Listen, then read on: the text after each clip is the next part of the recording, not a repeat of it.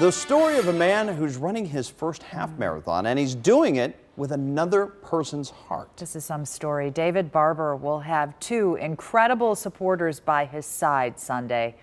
The parents of the 21-year-old whose heart beats in his chest. Met my donor family and found out about my donor. He was an athlete. He was very fit, took very good care of himself, and so it's kind of a natural thing that a half marathon would be a goal that I would shoot for. The donor David is talking about is Matthew Bishop. His parents, Dewey and Christy, made the decision in early August to donate Matthew's organs after he took his own life. Before Bishop's heart found a new home, David Barber was battling congenital heart failure. After multiple surgeries and 15 months of carrying a 20-pound pump that kept him alive, there was a new life waiting for him at the expense of the Bishops. And 9 on Your Side's Brian Maines actually explains David Barber's running for his life now while honoring another.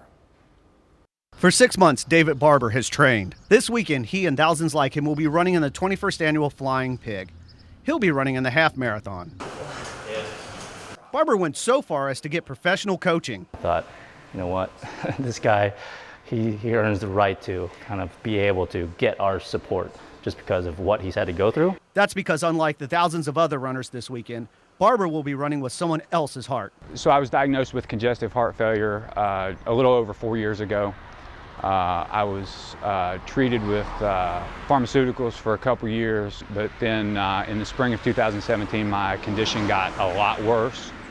At that point in time, I got a left ventricular assist device. Then I was listed for transplant at the University of Kentucky, and last August, I received transplant.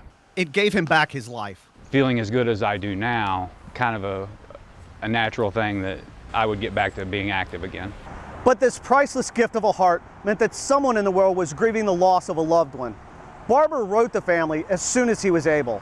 I wanted to send you a note today because today was the first opportunity I had to watch and listen to my donor heart on an echocardiogram.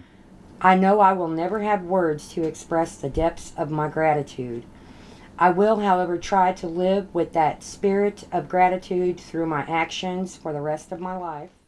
That letter made its way 2.5 hours west to Milltown, Indiana, and the home of Dewey and Christy Bishop. So it's like we're as invested in him as we were our son. Their son was Matt Bishop, a 21-year-old who the Bishops say was caring and giving and who wanted to change the world, but a son who also struggled with mental illness and who ultimately took his own life. This was his final act of kindness. You know, he gave families their loved ones back.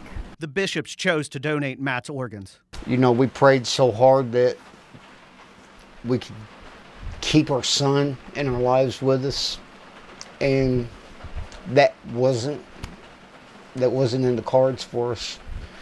So I feel like that was God's way of saying, you know, I can't give you this, but you can have this. And that was the next best thing. And after the Bishops wrote David back, he tracked them down. Next thing we know, we're getting a friend request from a man in Cincinnati, Ohio, saying, you don't know me, but I think I've got your son's heart. I feel like I won the lottery. I don't think there could have been a better choice for Matthew's heart. Cheered on by the Bishops and everyone who knows him, Barber now wants to raise awareness for organ donation and had one last mission before this weekend's race. For your mohawk, normally I go from like the eyebrow bone up.